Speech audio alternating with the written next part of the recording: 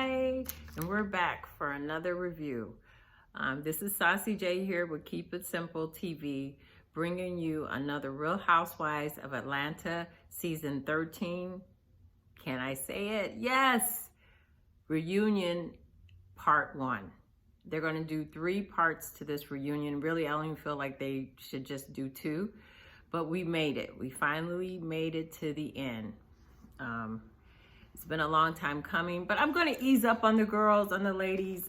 This was filmed during the pandemic, which is very hard. A lot of the states were shut down completely, and then they had to take precautions for COVID-19. So I'm not going to go too hard. I'm just glad we're done, and we can finally get to the to the end, to the nitty gritty about what's really going on with Real Housewives of Atlanta season 13, reunion 1. Well, first off, let's start with the set. The set is gorgeous. It's dark. It's elegant. It's supposed to be like a sex dungeon. And then they have all the girls' costumes that they wore during Cynthia's bachelorette party. And the infamous Bolo, the fake Chanel stripper's outfit. But all that is there, and everything looks great. It looks luxurious. Let's also talk about the fashions. The theme, once again, was Sex Dungeon. So they were supposed to dress up like people attending a sex dungeon party, like the movie Eyes Wide Shut. I might be dating myself. Some of you guys might not have seen Eyes Wide Shut, but that's with Tom Cruise and Nicole Kidman, about these really, really rich people that have these very exotic parties, sex parties at big mansions, and everybody dressed up in all black, and they're supposed to look sexy, and it's kind of like BDSM. So let's start with Candy. Candy's outfit was okay. It was like 3 of them that were theme appropriate. The other girls went and did their own thing. They did not stick to the script because, according to Candy Burris, they were all told to dress up like as if they were attending a sex dungeon party. So that usually entails black. I think the options were black, red, maybe silver or gray, something like that. But all the ladies chose black, which is fine. So starting with Candy's, because it's been a lot of, I guess she's received a lot of criticism over her outfit because it didn't film well, or take that back. The picture that Bravo released didn't do her justice. According to her. Me, I felt like, no, Candy, this was not the outfit for you. Candy said she was trying to look like Dita Von Teese, and so that's why she chose the hairstyle and the outfit.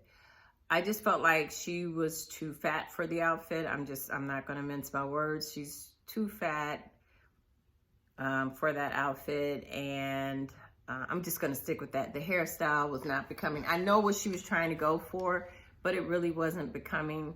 And the outfit, she just was, she could lose about 10 or 20 pounds and she would look good. I'm with Mama Joyce on that, because Mama Joyce has complained in the past that ever since she got with Todd, she got overweight. She, got big. And I know she's just had 2 kids, but if you're trying to wear something like that, you need to be a little slimmer, maybe a little taller. And with the skirt, the half skirt on the back, no, if I was styling her, I would not have put her in anything like that. They could have really had fun with this assignment, to me. And then if you look at Dita Von Teese, everything she wears is very alluring, very attractive for her. It's like 50s glam, noir. So Candy missed the mark, but she gets an A for effort. She stuck to the script. She showed up like the way she should have showed up, and like a sex madame or something. Next, although Marlo wasn't on the first episode of the reunion, She kept in keeping with the script as well. Once again, she might have needed to be a little bit skinnier for what she was trying to wear, but it was cute, it was sexy, and that's what it was meant to be, as far as Sex Dungeon. LaToya also stuck to the script. She showed up looking sexy, although sitting down, it just looked like all her breasts were out, but she showed up looking sexy and looking cute. Then you have the people who didn't follow the script and stuck to the beauty pageant world, or what I call En Vogue, or the Supremes. You have Portia, Kenya, and Cynthia all wearing almost the same dress. They look like anybody's R&B girl group. Portia just recycled, it looks like to me, recycled her dress that she wore at Cynthia's party, which the dress at Cynthia's, wedding, the dress that Portia wore at Cynthia's wedding was gorgeous. It was fabulous. Even she outshined the bride, and I think I talked about that already, which you're not supposed to do. You're not supposed to outshine the bride on her wedding day. But anyway, that dress was fabulous. It looks like she recycled that dress, said, hey, put me a sleeve over here. And it's basically the same dress. It evens lace up in the back and all that stuff. Kenya's dress, she looked beautiful to me. Out of all those ladies, Kenya looked the best. Kenya's dress was beautiful. It had these stars or something that went up the neck. And then it had like a high slit and then there was the same mesh stars and stuff on her thighs right there. So I thought she looked beautiful, elegant. The top knot hairdo was great. Cynthia, she's a supermodel. She's gonna always look good. She's just a beautiful woman. They just look good, her and Kenya. And then last but definitely least, Drew, she stepped up her game. The makeup was on point, hairstyle on point, dress, standing up, looked okay. I'm not for that big bow and the mini dress or whatever, but sitting down, it filmed very well. I think when you're on those shows, you have to, like me, if I was getting dressed for one of those shows, I would want my staff or my personal assistant to take a picture of me sitting down. And so I can see, okay, this is how I'm going to look to everybody. Because Candy got really affected by the backlash she received wearing the outfit that she had on. And then she showed the other choice. She should have probably went with the other choice she was going to wear. You can look that up on her Speak on It. That's her channel, I think, or it's Candy Online, and you can see her Speak on It episode where she talks about her second choice. And so we got all the dresses. Andy, of course, looked good. He just put on a nice suit, whatever. So we get into the Kenya Bash Fest, or do we? But that's what it seemed like. It just seemed like the whole episode they were just bashing Kenya about something.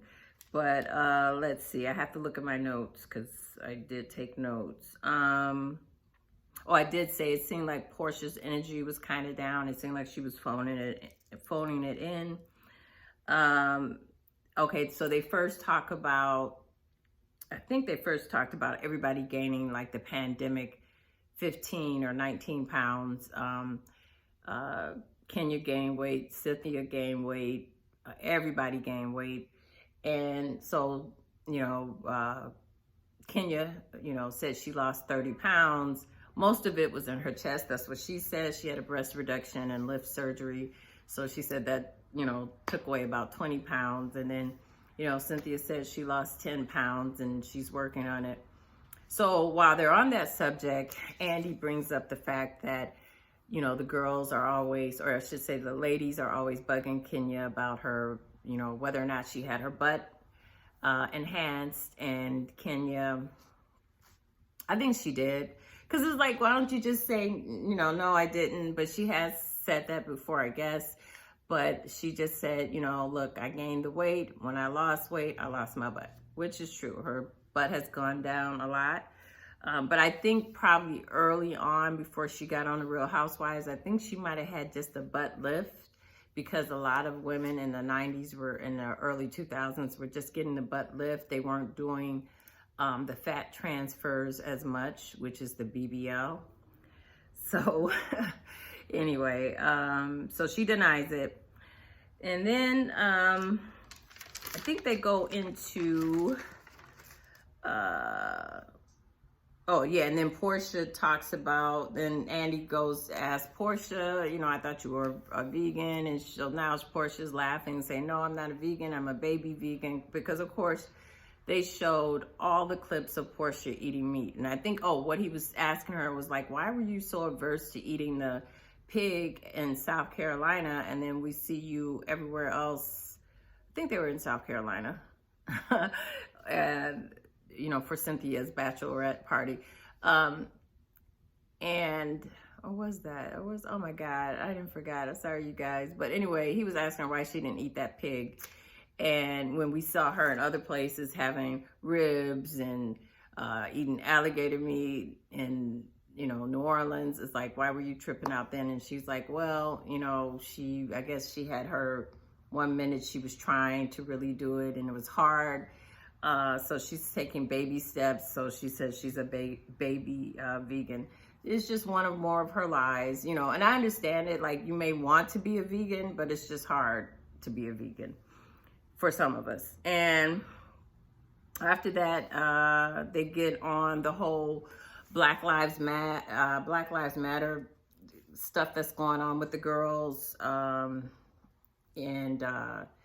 You know, basically Kenya questioning her activism, which if you guys really watch this show and there's a lot of other things popping up, like since this time and since the first reunion show was filmed, Portia has come out on her IG page trying to say what happened as far as what was going on behind the scenes, and basically blaming Kenya once again. But Kenya was basically telling Portia, hey, you're not a real activist because you excluded me from the PSA.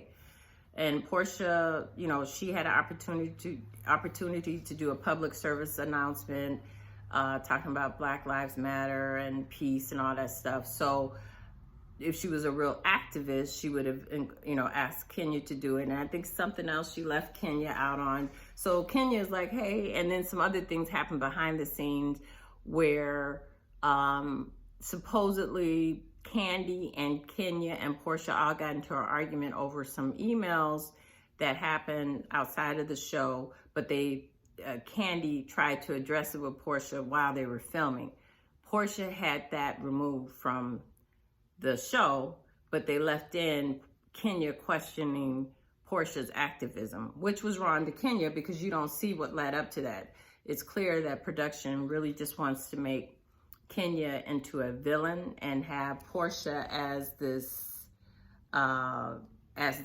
sweet saint, and she's not. I mean, I'm not a fan of anybody on the show, but Portia for me has always been a hypocrite.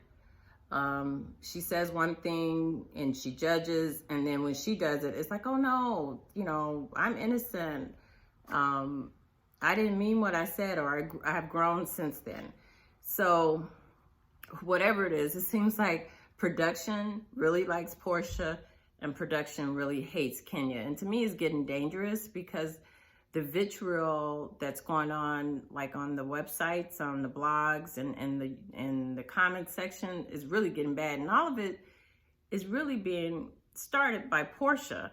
And Portia is continuing to keep this going so she can keep her fan base because they seem to like the fact that she hates Kenya.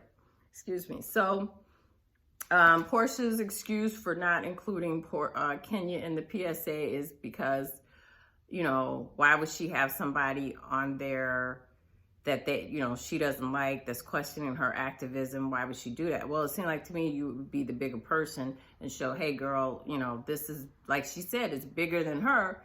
So, hey, do you think you want to participate? And the one thing I didn't like is that, oh yeah, Portia said to Kenya something about, you know, how come you don't show grace, but you want people to show grace to you. My thing is, Kenya could have said the same thing to Portia. You know, Kenya forgave her for pulling her hair, dragging her on national TV. That went around the world. If somebody had done that to me, the show would have been over with. It would not have been no more show. Every time I see Portia, I've been trying to kick her ass every time. It wouldn't have been enough. But Kenya continued to work with this woman. Then we see her seasons later forgive Portia. They move forward. Even, you know, Portia didn't even apologize. You know, she still tried to, you know, oh, you provoked me because you had the scepter and the bullhorn, but she never touched you, and you threw all those items on the floor. It was done. It was over with. You couldn't let it go. So, you know, that's why I say Portia, she's just a hypocrite. She's a liar. You know, if you're a Portia fan, sorry, but that's how I feel. So anyway, and so that's that. And then they get on to, I think from there, after her and Kenya go back, and Kenya, you know, tells Portia, I'm proud of you, blah. And I wish she would have never said that. It's like, girl, stand on your truth. You really don't like Portia. And from the things that she's done, like what she tried to do to Candy after, you know, during this whole BLM thing, because here we go. Candy sent an email to the executives outside of the whole Black Lives Matter stuff about inclusivity within the network to have more Black people in management, as interns, as production companies. The company that produces The Real Housewives of Atlanta is a white-owned company. It's nothing wrong with that.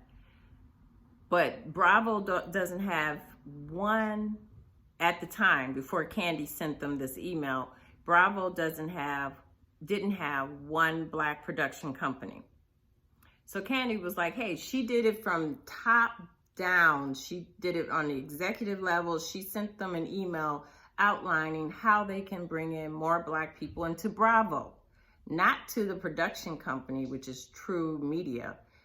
She said, hey, Bravo execs, you need to have more Black people. She didn't even say people of color, which I love, because I hate that they drag us into this whole people of color BS. That's for another day. But anyway, so she was just saying, and you need to have interns, you need to have people at middle management level, upper management, just more Black faces at Bravo. You know, hey, we bring in a lot of money to this company, and, you know, Real Housewives of Atlanta was like a flagship show. You should have more Black people working there. Well, Candy sent that email on her own.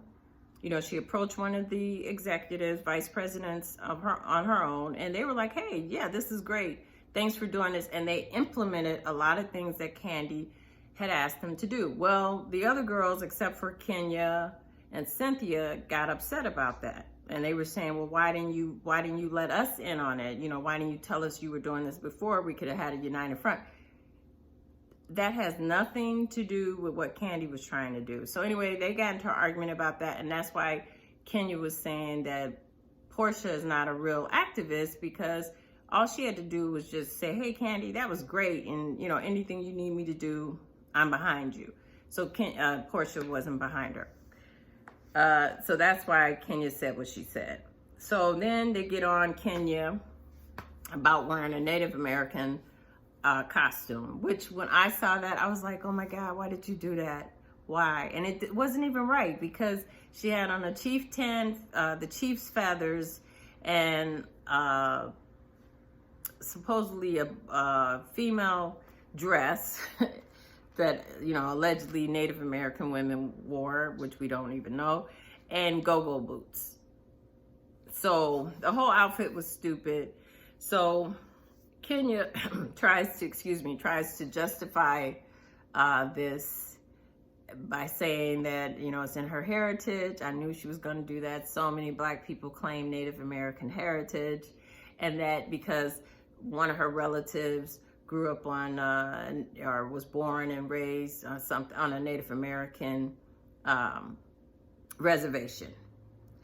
And so she didn't think she was offending anyone. Well, it seemed like to me, if that's the case, you would have did your homework, got the correct wear, items to wear if you really wanted to present your culture. It looked like you just went to, like Drew said, Party City and put some stuff together and came up with your whole warrior princess. Why did she have to be a warrior princess? I don't know. So anyway, she reached out to one of the Native American organizations, and they taught her that, she shouldn't do that. She shouldn't use their culture as a costume and blah, blah, blah. And she was sorry that she did it. Well, Drew and Portia couldn't leave well enough alone. And of course, they went in for the kill. So Kenya being Kenya, she was ready for him. She said, oh, wait a minute. Before you start coming at me, look, you were dressed like a Native American at this Halloween party. Drew lies and said it was a family reunion. Regardless, you were dressed in Indian wear, and which Kenya didn't point out, she had I think it's a Mehendi dot to her head. So she's like grabbing at two cultures. And then Portia took a picture of her sister, supposedly in Native American gear or wear. But then it's come out that was supposed to be African, but who knows? But so anyway, she, was able to hit the ball back at them. And like she said, this could just be a teachable moment that nobody needs to wear anything that's not from their racial group, or that they can't prove that, yes, I am Native American, or, whatever, the other girls were trying to do. So I thought that was good. I was glad that Kenya had that ammo, because the whole thing was just a bash fest against Kenya. That's a serious tongue twister. So, and Drew is doubling down. She said her great grandmother made that outfit. It's part of her heritage, blah, blah, blah. And it's like, girl, no, that Mindy isn't, that dot that you had between your eyes, that's not a part of your culture. But anyway, then another thing they bashed Kenya on. I mean, where would this show be without Kenya? I tell you, I don't know how she does it. I couldn't do it. I would have lost it. But Kenya, the beauty pageant queen that she is, she could handle them. They got on her about, she retweeted a tweet, I think that's what they call a tweet, that someone said about Drew having her son go through that whole scene with his father, his biological father. And of course, Drew once again tries to go for Kenya and succeeds, because Kenya ends up apologizing. Drew, with her fake tears, was like, oh, so upset you talked about my child. And like Kenya said, no, I didn't talk about your child. I didn't talk about anything. I retweeted what somebody said. Well, we all thought that was a very cringy scene with your son meeting up with his biological father and not really wanting to do that. And it was on TV. So, but anyway, Kenya ended up apologizing. I think she even apologized to Portia. It's just like, girl, just stop apologizing. Like, stop. You weren't talking about her child, but conversely, you wouldn't want nobody to comment on you in Brooklyn. Even though, you just wouldn't want nobody to do that. So try to remember that to not do it to other people. So then, I think they bring out, he had already come out, Ralph, the husband, came out. Andy was very interested on why did Ralph leave without telling Drew where he was going for 3 days. When we find out he went to Tampa, which unbeknownst to me is a stripper capital of the world. They have more strip bars there than anywhere else. And he was there for 3 days. He claims he was there by himself for 3 days. Yeah, like if you believe that, I got some land for you on the moon. And they had gotten into an argument, and the way he deals with it, he runs off. He doesn't allow her to contact him, and he goes off for 3 days to just hang out at the beach and go run and jog. Okay, well, you have kids. And what anything could have happened to any of your children while you were gone, and your wife had no way of getting in touch with you because you weren't taking her calls. That's crazy. So a lot of people think they made up that story to have a storyline so they could stay on the show. Or he really was, she said she saw the receipts and everything, and he was at the hotel by himself, whatever. Or he really was visiting somebody else. It's no way you go off for 3 days, maybe a day why did you have to drive all the way from Atlanta, Georgia to Tampa, Florida? That's crazy. So anyway, he says that's what he was doing. He apologized to everybody. He won't do it again because he probably never did it in the first place. And then of course Candy, with all her side eye, and she was like, yeah, right. And I'm with Candy on that one. So then come to find out, which I didn't know, Kenya's been, drooling or what did Drew say? Googly eyes to Ralph. I'm like, really?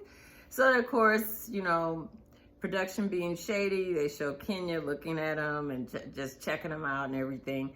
And I think it's truly like Kenya said, like, why is he with her? Which is kind of harsh because Drew is a cute girl. There's nothing wrong with Drew. She might have put on a little bit of weight because she just had a baby.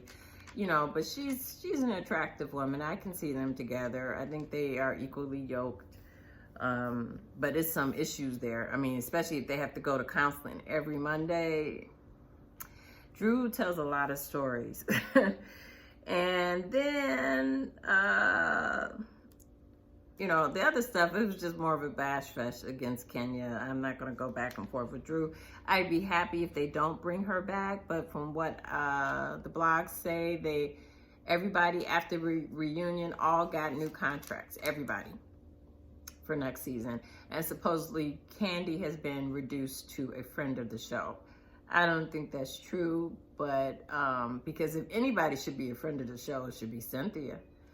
But because Cynthia is boring. She has nothing going on, which you need that. You need a straight person on these shows. Not everybody lives crazy lives.